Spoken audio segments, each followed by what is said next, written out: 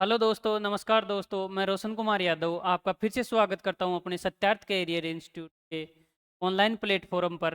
जैसे अपन बात कर रहे थे पशुपालन विज्ञान की या पशुपालन शब्द की। अपन ने देखा था कि पशुपालन की शुरुआत कैसे हुई है। सबसे पहले मनुष्य ने कुत्ता पाला था 10,000 ईसा पूर्व। फिर बात करते हैं अपन पालतू पशुओं में से सबसे पहले जो पशु पालना स्टार्ट किया था वो था अपना भेड़। और भेड़ का पालन स्टार्ट हुआ था 8700 ईसा पूर्व। उसके बाद मानव ने जो पालतू पशु पालना स्टार्ट किया था वो था अपना कौन सा बकरी। और बकरी पालन स्टार्ट किया था 7700 ईसा पूर्व। उसके बाद में अपन ने देखा था कि पशुपालन की शुरुआत जहाँ से मानी जाती है उसी टाइम से मानव ने गाय पालना स्टार्ट किया था। और वो टाइम था 6000 ईसा पूर्व। यानी कि क्वेश्चन आ सकता है कि पशुपालन की शुरुआत कब मानी जाती है, तो अपना आंसर होगा 6000 ईसा पूर्व। या फिर क्वेश्चन आ जाए भाई गाय पालन की शुरुआत कब हुई थी, तो अपने को बताना है 6000 ईसा पूर्व है। फिर बात करते हैं कि सबसे नवीनतम इतिहास पशुपालन में पालतू पशु का किसका है। तो अपन देखते हैं कि सबसे जो नवीनतम इतिहास है वो है अपने भैंस का। और भैंस पालन स्टार्ट हुआ था वो हुआ था अपने 2200 ईसा पूर्व।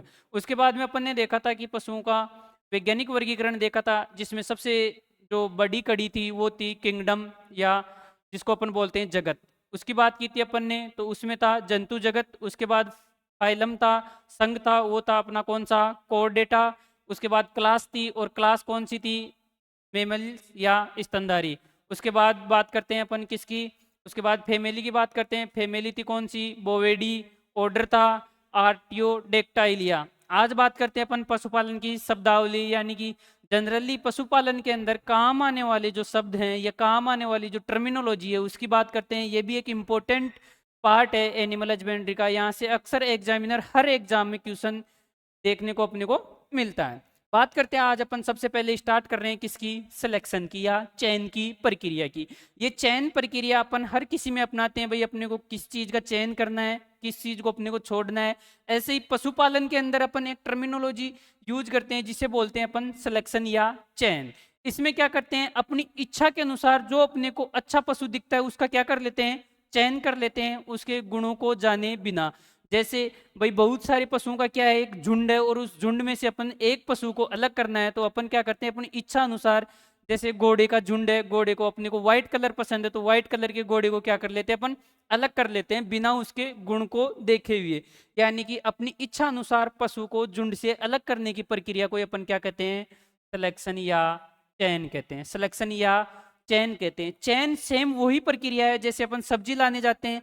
सब्जी में अपन क्या करते हैं, बिना किसी सब्जी की वैल्यू देखे हुए अपन ने उसको बाहरी आकृति को देख कर अपन क्या कर लेते हैं, उसका चयन कर लेते हैं या उसको ले आते हैं। सेम कंडीशन ही वो पशुओं में अपन करते हैं तो उसको अपन बोलते हैं सिलेक्शन। तो आज अपन बात करें इसकी परिभाषा की, सिलेक्शन की या चयन की परिभाषा की बात करें तो क्या हो जाएगी, अपनी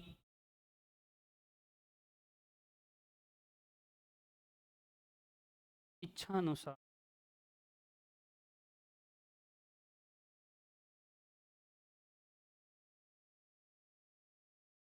अपनी इच्छा अनुसार पशु का चयन करना ही क्या कहलाता है, सिलेक्शन या चयन कहलाता है।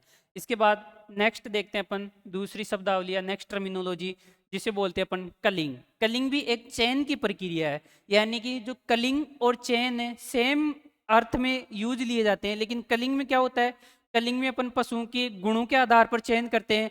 जैसे कि झुंड में से बीमार पशु को, अवांछित गुणों वाले पशु को या अनुत्पादक पशु को अलग करने की प्रक्रिया को अपन क्या कहते हैं, कलिंग कहते हैं। अपने को तीन वर्ड इसमें ध्यान रखने हैं, कौन कौन से, एक तो कौन से पशु को अलग करते हैं अपन, एक तो करते हैं बीमार पशु को, बीमार पशु को। नेक्स्ट अवांछित गुण,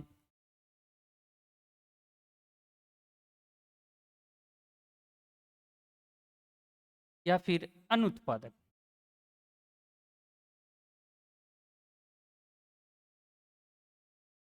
अनुत्पादक इस टर्मिनोलॉजी या इस शब्दावली में ओनली अपने को तीन वर्ड ध्यान रखने, कौन कौन सा, या तो बीमार पशु को अलग करे झुंड में से, या अवांछित गुण वाले को, या अनुत्पादक को। बात करते हैं अवांछित गुण। जैसे गिर गाय की नस्ल है अपने पास, उसका एक झुंड है और उसमें एक गाय है वो जिसकी नस्ल है थारपारकर। अब इस थारपारकर नस्ल को गिर गाय के झुंड से अलग करने की प्रक्रिया को अपन क्या बोल देंगे, कलिंग बोल देंगे। यानी कि जो अवांछित गुण हैं थारपारकर गाय के वो गिर गाय से अलग है, उन्हीं गुणों को अपन क्या बोलते हैं, अवांछित गुण बोलते हैं। और अवांछित गुण या फिर बीमार पशु या अनुत्पादक पशु को झुंड से अलग करने की प्रक्रिया को अपन क्या बोलते हैं? कलिंग बोलते हैं। कलिंग। जैसे बात करें अनुत्पादक की बात करें तो जैसे गौशाला में एक जगह रखते हैं पशुओं को, झुंड में रखते हैं। अब उनमें से दूध देने वाले पशु भी उनके साथ रहते हैं और दूध ना देने वाले पशु भी उनके साथ रहते हैं, यानी एक ही झुंड में दूध देने वाली गाय भी उसी झुंड में रहती है और दूध ना देने वाली गाय भी उसी में रहती है। अब उस झुंड से अपने को दूध ना देने वाली यानी कि वो कैसी है? अनुत्पादक है, और अनुत्पादक को छांट कर अलग करने की प्रक्रिया को अपन क्या कहते हैं? कलिंग के नाम से जाना जाता है। आगे टर्मिनोलॉजी की बात करते हैं, आगे आता है docking. Most very very important question यहाँ से आता है कि डॉकिंग की प्रक्रिया सबसे पहले तो की किस में जाती है, यानी कि ये सबसे पहले अपन देखते हैं ये संबंधित किस से। तो डॉकिंग की बात करें तो डॉकिंग की प्रक्रिया है वो की जाती है आपके भेड़ में। किस में की जाती है? भेड़ में की जाती है। पूंछ काटने की क्रिया को डॉकिंग कहते हैं, और डॉकिंग की क्रिया कौन से पशु में की जाती है? भेड़ में की जाती है। बात करते हैं कि सर भेड़ में कब की जाती है? ये की जाती है जब भेड़ की आयु 7 से 15 दिन या 1 से 2 सप्ताह की होती है। कितने सप्ताह की? 1 से 2 सप्ताह या 7 से 15 दिन की, तब भेड़ में पूंछ काट दी जाती है। बात करें कि सर पूंछ क्यों काट दी जाती है, तो भेड़ के अंदर जो एक आक्रमण होता है, किसका? परजीवियों का आक्रमण।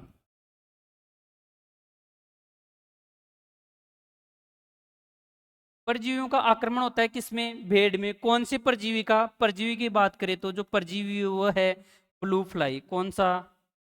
Blue fly.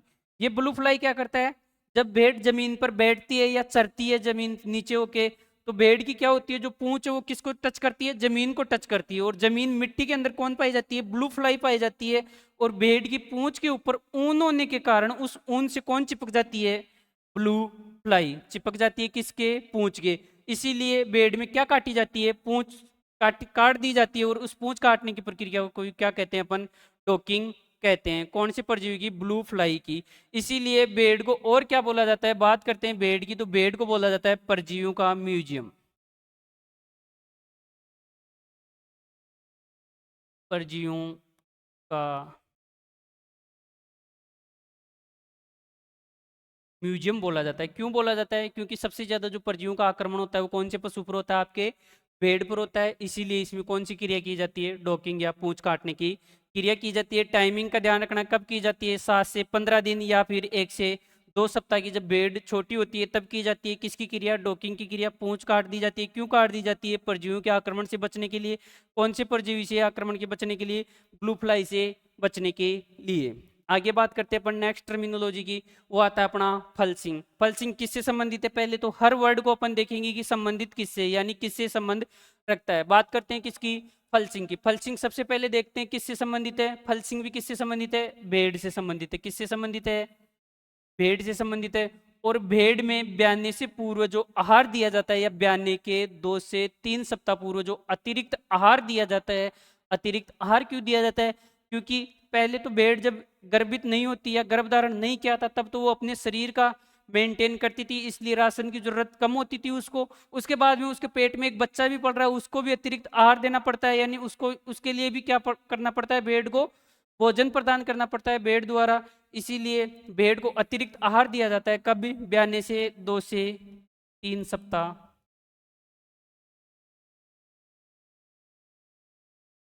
पूर्व है। और भेड़ को ब्याने से 2 से 3 सप्ताह पूर्व जो अतिरिक्त आहार दिया जाता है उसे अपन क्या बोल देते हैं? हलसिंग बोल देते हैं। अगर डेफिनेशन की बात करें तो अपने को लिखना है।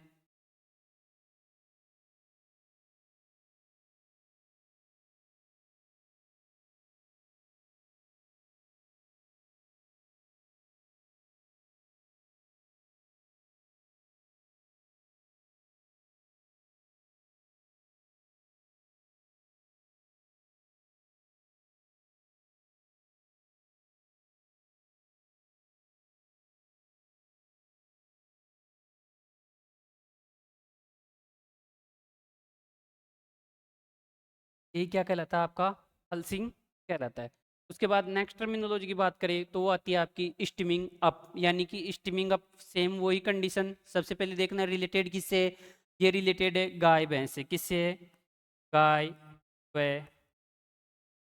भैंस से रिलेटेड है। सेम जैसे अपन ने देखा था फलसिंग किससे रिलेटेड था, बेड से रिलेटेड था, किससे, आर से। सेम वही स्टीमिंग अब किससे है, गाय और भैंस से। और किससे संबंधित है, गाय भैंस के आहार से। जैसे बेड में ब्याने से 2 से 3 सप्ताह पूर्व अतिरिक्त आहार दिया जाता था, क्यों, बच्चे की देखभाल के लिए, वैसे ही जो गर्भित गाय होती है या गर्भित भैंस होती है उसमें भी ब्याने से 6 सप्ताह पूर्व क्या दिया जाता है, उसको अतिरिक्त आहार दिया जाता है। और उस अतिरिक्त आहार को अपन क्या बोलते हैं, स्टीमिंग अप। यानी गाय भैंस कितने सप्ताह पूर्व है, 6 सप्ताह पूर्व है, जो आहार दिया जाता है, जो अतिरिक्त आहार दिया जाता है, किस लिए, गर्भ की सुरक्षा के लिए या गर्भ को भोजन प्रदान करने के लिए, उसे अपन क्या बोलते हैं, स्टीमिंग अप। अगर इसकी डेफिनेशन की बात करें तो अपन देखते हैं कि गाय व भैंस को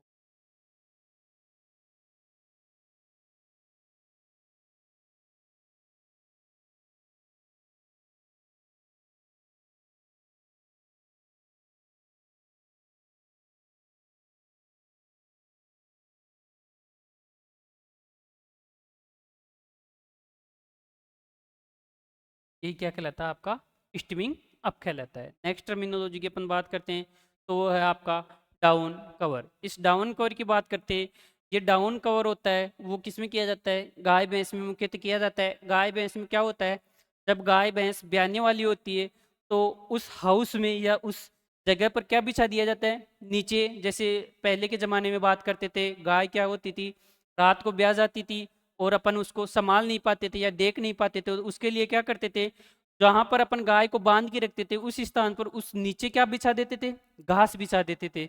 और उस घास बिछाने को अपन क्या बोलते थे, डाउन कवर बोलते हैं विज्ञान की भाषा में। या विज्ञान की अगर एक्चुअल डेफिनेशन की इसकी बात करें तो इसकी डेफिनेशन हो जाएगी कि गाय को ब्याने के 15 दिन पूर्व है, कितने दिन पूर्व है, 15 दिन पूर्व जो अतिरिक्त देखभाल की जाती है, गाय भैंस को ब्याने से 15 दिन पूर्व जो अतिरिक्त देखभाल की जाती है उसी को क्या बोला जाता है, उसी को बोला जाता है डाउन कवर।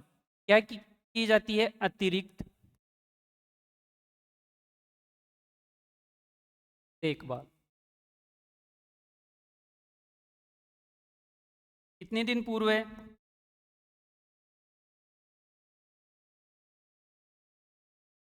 15 दिन पूर्व।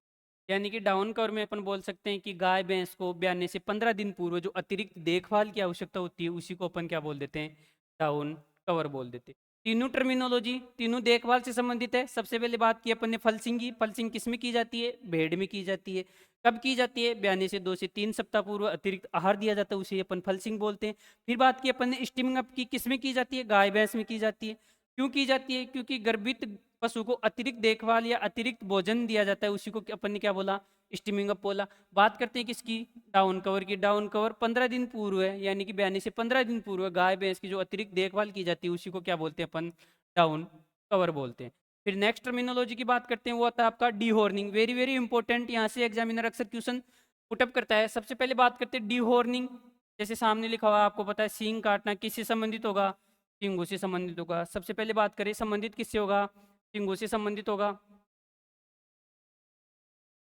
जो बड़े पशु होते हैं उनमें सींग बड़े आकार के हो जाते हैं, उनको हटाने की क्रिया को अपन क्या बोलते हैं, डी हॉर्निंग बोलते हैं। या बचपन में छोटे पशुओं में क्या कर देते हैं, जो सींग उत्पन्न करने वाली कोशिकाएं होती है उनको परमानेंट नष्ट कर दिया जाता है, जिससे उनमें क्या नहीं आते, सींग नहीं आते।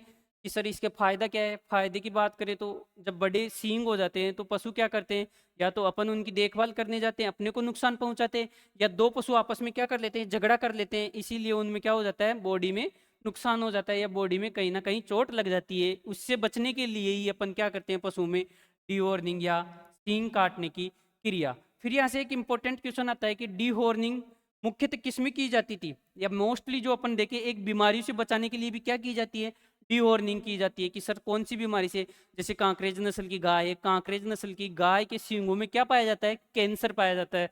और उन कैंसर कोशिकाओं को हटाने के लिए कांकरेज पशु की जो नस्ल होती है या कांकरेज नस्ल की जो गाय होती है उसमें क्या कर देते हैं अपन, डी हॉर्निंग कर देते हैं। यहाँ बात करें सींगों को काटने अथवा सींग उत्पन्न करने वाली कोशिकाओं को पूर्णतः नष्ट करना ही क्या कहलाता है, डी हॉर्निंग कहलाता है। बात करते हैं कि इसमें रसायन काम में लिया जाता है एक, वो कौन सा रसायन होता है, वो होता है आपका KOH, कास्टिक पोटास।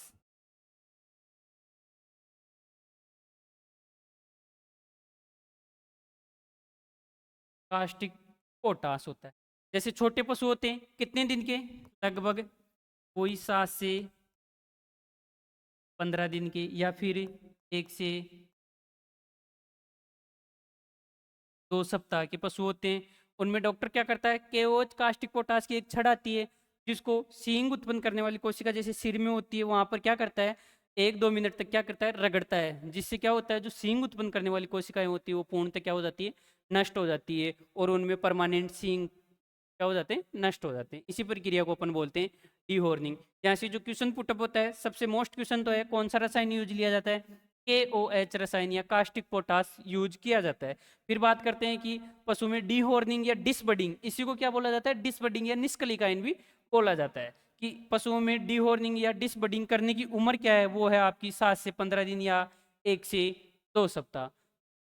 फिर बात करते हैं नेक्स्ट, अपन बात करते हैं किसकी, कास्टिंग की। सर कास्टिंग किसको बोलते हैं, सबसे पहले तो कास्टिंग वर्ड संबंधित पशुओं से, क्योंकि पशुपालन की शब्दावली अपन पढ़ रहे हैं। सबसे पहले देखते हैं कि कास्टिंग बोलते किसको है।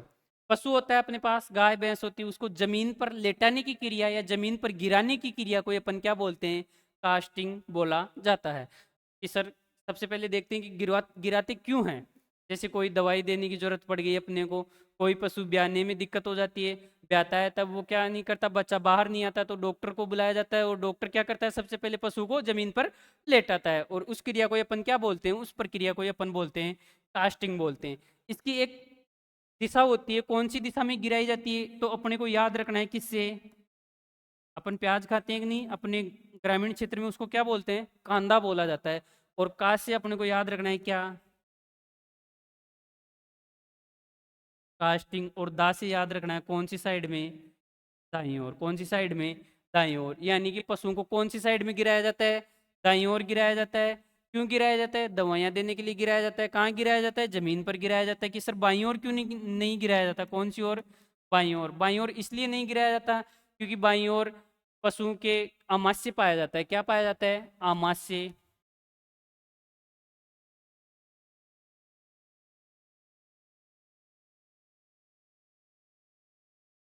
आमाशय पाया जाता है, और इस आमाशय में चोट लगने के कारण ही कौन सी साइड में नहीं गिराते अपन, बाईं ओर नहीं गिराया जाता है। तो पशुओं को जमीन पर गिराने की क्रिया को क्या कहते हैं, कास्टिंग कहते हैं। कौन सी साइड में, दाईं ओर। बाईं ओर क्यों नहीं गिराया जाता, आमाशय पाया जाता है। फिर बात करते हैं कास्टिंग करने की दो विधियां हैं।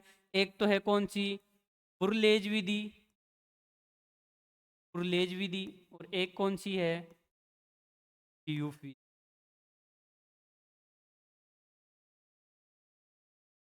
दोनों में रस्सियों का यूज किया जाता है, और उन रस्सियों का यूज करके क्या किया जाता है, जमीन पर पशु को क्या कर दिया जाता है, गिरा दिया जाता है।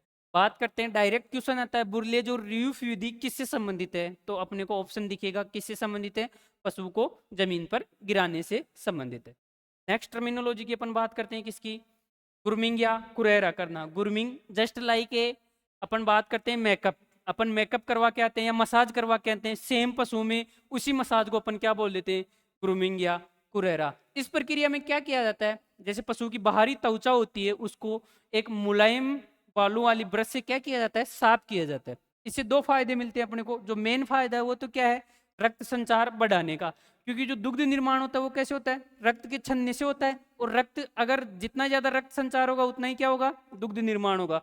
तो ग्रूमिंग या कुरेरा, पहले डेफिनेशन की बात करें तो पशुओं की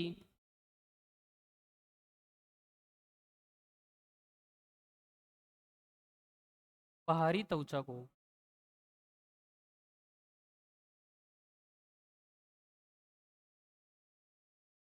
मुलायम बालू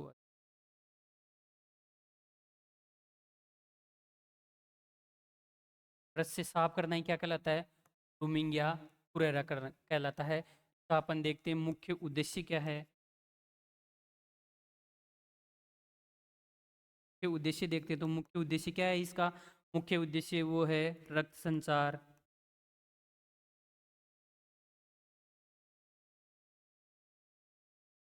बढ़ाना। क्या आपका कहलाता है, ग्रूमिंग या कुरेरा करना। इससे दो फायदे मिलते हैं, एक तो जो बाहर की ओर जो गंदगी लगी हुई होती है पशु के शरीर पर वो साफ हो जाती है, दूसरा अपना रक्त संचार बढ़ जाता है। नेक्स्ट टर्मिनोलॉजी की अपन बात करते हैं तो वो आता है आपका वेलोइंग। वेलोइंग किसको बोलते हैं? सबसे पहले तो वेलोइंग बोलते हैं, संबंधित किससे है ये? सबसे पहले संबंध बात करें तो ये किससे संबंधित है? भैंस से संबंधित है। किससे संबंधित है? भैंस से संबंधित है। और भैंस के कीचड़ में नहाने की क्रिया को क्या बोल देते हैं अपन? वेलोइंग बोल देते हैं। क्या बोल देते हैं? की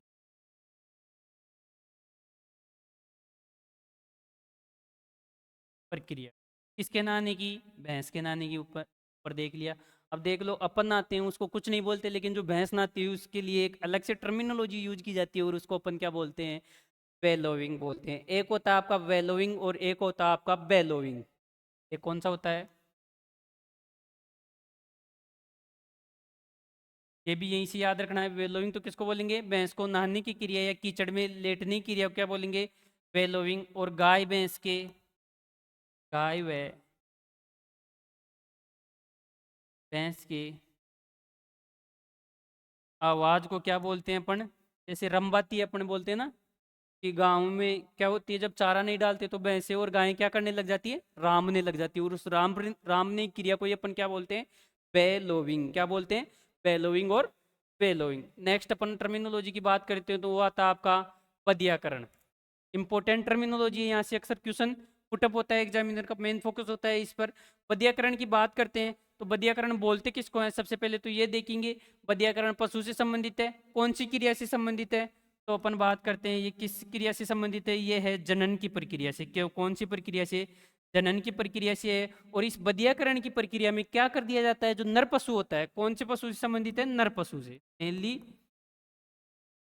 नर पशु से संबंधित है। यानी कि नर पशु में प्रजनन की क्षमता को या शुक्राणु उत्पन्न करने वाली कोशिकाओं को या अंग को पूर्णतः क्या कर दिया जाता है? इसमें नष्ट कर दिया जाता है। पूर्णतः नष्ट कर दिया जाता है किसको? प्रजनन क्षमता को। प्रजनन क्षमता को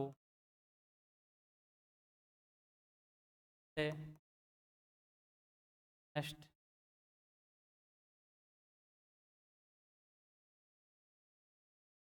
कौन सी प्रक्रिया में? पदीयकरण की प्रक्रिया में। इससे क्या होता है कि जो ऊर्जा होती है पशु में वो क्या हो जाती है? शुक्राणु निर्माण की प्रक्रिया में चली जाती है। अगर अपने को मांस उत्पादन करना है, कि कोई भी नर पशु है, जैसे एक बैल की बात करें अपन, एक बकरी की बात करें, बकरे से अपने को प्रजनन नहीं करवाना, जबकि अपने को क्या चाहिए? उससे मांस उत्पादन करना है, तो अपन क्या करेंगे? उसका बधियाकरण करवा देंगे। बधियाकरण से क्या फायदा होगा? जो शुक्राणु निर्माण के अंदर, शुक्राणु निर्माण के लिए प्रोटीन भी चाहिए, कार्बोहाइड्रेट भी चाहिए, तो वो जो प्रोटीन और कार्बोहाइड्रेट उधर शुक्राणु निर्माण की प्रक्रिया में काम आ रहे थे, वो अब क्या करेंगे? अपने मांस उत्पादन में काम आ जाते हैं। इस कारण जो अतिरिक्त ऊर्जा शुक्राणु निर्माण के लिए लगती है, वो अब किस लिए यूज कर ली जाएगी? मांस उत्पादन के लिए। तो मांस उत्पादन के लिए क्या किया जाता है? बधियाकरण कर दिया जाता है। पशुओं का अतिरिक्त उत्पादन लेने के लिए क्या कर दिया जाता है? पशुओं में बधियाकरण कर लिया जाता है। और इस बधियाकरण की प्रक्रिया में क्या होता है? जो प्रजनन क्षमता होती है उसको पूर्णतः नष्ट कर दिया जाता है। यानी कि इसमें शुक्राणु निर्माण की प्रक्रिया को पूर्णतः क्या कर दिया जाता है? डिस्ट्रॉयड या बंद कर दिया जाता है। अब बात करते हैं अपन नेक्स्ट टर्मिनोलॉजी की, जो है आपका नसबंदीकरण। सेम वही किस पशु से है? नर पशु से संबंधित है। जैसे बधियाकरण था, बधियाकरण में अपन क्या कर रहे थे? जो प्रजनन की क्षमता थी उसे पूर्णतः नष्ट कर रहे थे, लेकिन इसमें क्या करेंगे?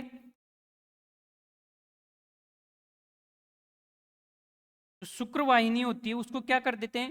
काट के बांध दिया जाता है, जिससे क्या होता है? पशु में शुक्राणु का निर्माण तो होता है, लेकिन क्या नहीं होता?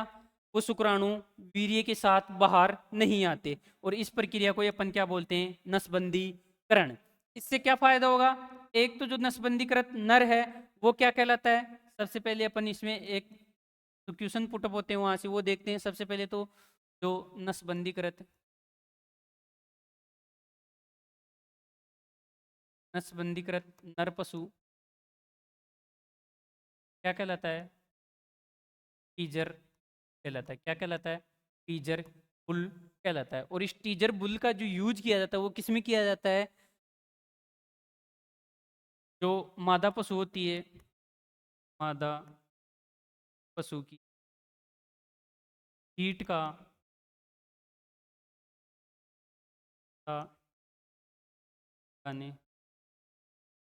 ये क्या होता है? इसकी बात करते हैं तो मादा पशु में क्या आता है, मधचक्र आता है, और मधचक्र की अंतिम अवस्था में क्या होता है, मधकाल आता है। मधचक्र की बात करें, जैसे गाय भैंस का 21 दिन का मधचक्र होता है, मधकाल की बात करें तो लगभग 18 घंटे का इनका मधकाल होता है।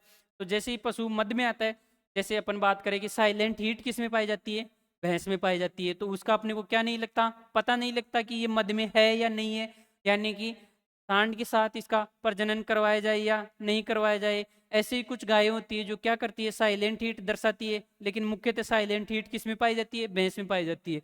और उस साइलेंट हीट का पता लगाने के लिए अपन कौन से सांड का यूज करते हैं, टीजर बुल का यूज करते हैं, या नर पशु जिसमें क्या किया होता है, नसबंदीकृत किया होता है, उसका यूज करते हैं, जिसे अपन क्या बोलते हैं, टीजर बुल बोलते हैं। और उस टीजर बुल का यूज करके अपन क्या लगाते हैं उसका, कि ये हीट में इसका पता लगाते हैं। कि सर पता कैसे चलेगा, जैसे ही अपन क्या करते हैं, उस मादा पशु जो हीट में आ रहा है उसके पास इस टीजर बुल को ले जाया जाता है, तो ये क्या करता है, उसके ऊपर छड़ने की क्रिया करता है, या उसके ऊपर छड़ जाता है, और इससे अपने को पता चलता है कि हाँ ये क्या है, ये जो मादा पशु है वो किस में है, हीट में है। तो इसी प्रक्रिया को अपन क्या बोलते हैं, नसबंदीकृत बोलते हैं। इसमें ध्यान रखना, पूर्णतः प्रजनन क्षमता को नष्ट नहीं किया जाता, पूर्णतः प्रजनन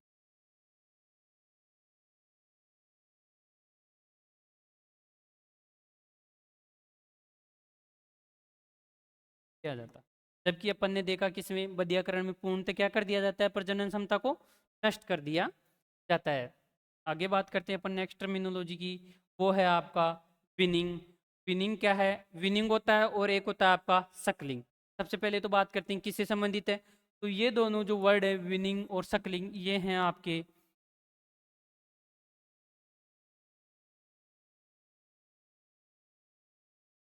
बछड़े को जो पालना होता है, बछड़ा पालते हैं अपन, उस प्रक्रिया से संबंधित है। बछड़े को पालने की प्रक्रिया से संबंधित है कौन सा, विनिंग। विनिंग की बात करते हैं, सर ये क्या होता है, जब जो मादा पशु होता है वो क्या देता है अपने को, बच्चे देता है, या नवजात अपने को प्राप्त होता है, उस नवजात को मादा पशु से अलग करने की पार अलग करके पालने की प्रक्रिया को अपन क्या बोलते हैं, विनिंग बोलते हैं। यानी कि जैसे ही मादा पशु ब्याता है, नवजात प्राप्त होगा, उस नवजात को क्या कर देते हैं अपन, मादा पशु से अलग कर देते हैं। इस प्रक्रिया को क्या बोलते हैं अपन, विनिंग बोलते हैं। अगर तुरंत ब्याने के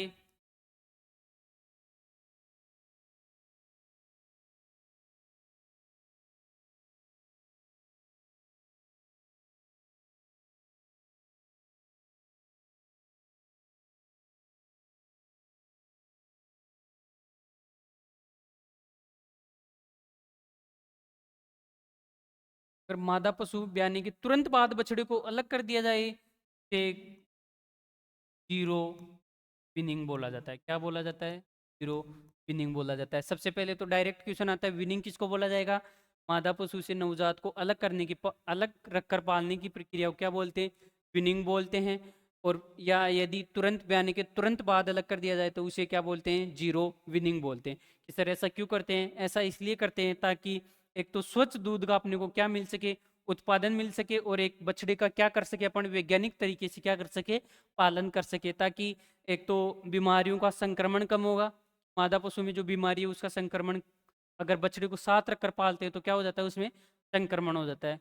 एक एक दुग्ध उत्पादन अस्वच्छ होगा, क्योंकि बछड़े का पता नहीं रहेगा अपने को कब वो दूध पी रहा है और कब नहीं पी रहा, इसीलिए उसको अलग रखकर पाला जाता है। उसी प्रक्रिया को अपन क्या बोलते हैं, विनिंग बोला जाता है।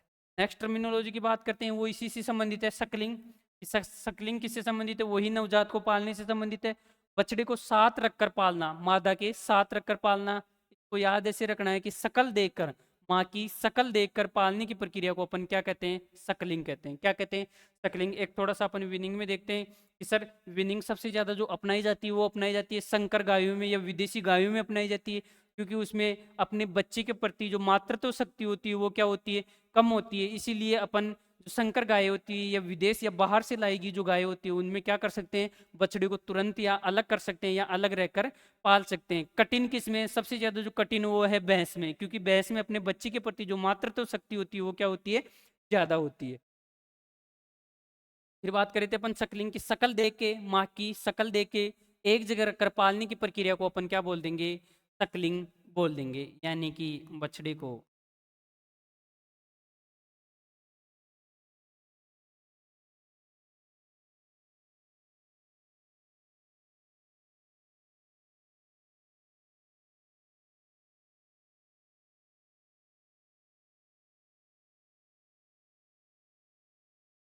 यानी कि जो बछड़ा होता है उसको माँ के साथ रख कर अगर पाला जाता है तो उस प्रक्रिया को अपन क्या बोल देंगे, उस प्रक्रिया को अपन बोल देंगे सकलिंग बोल देंगे। नेक्स्ट बात करते हैं, ये टर्मिनोलॉजी आपकी कंप्लीट हो गई। और आगे इसी प्रकार की वीडियो या एनिमल हस्बेंड्री से संबंधित इसी प्रकार के टर्मिनोलॉजी, कुछ टर्मिनोलॉजी और बची है जिनकी अपन नेक्स्ट वीडियो में बात करेंगे, और उपकरण की भी नेक्स्ट वीडियो में बात करेंगे। इसी प्रकार के और वीडियो देखने के लिए आप हमारे चैनल पर बने रहिए, लगातार वीडियो शेयर करते रहिए, लाइक करिए और सब्सक्राइब करिए। Thank you. जय सत्यार्थ तय सत्यार्थ।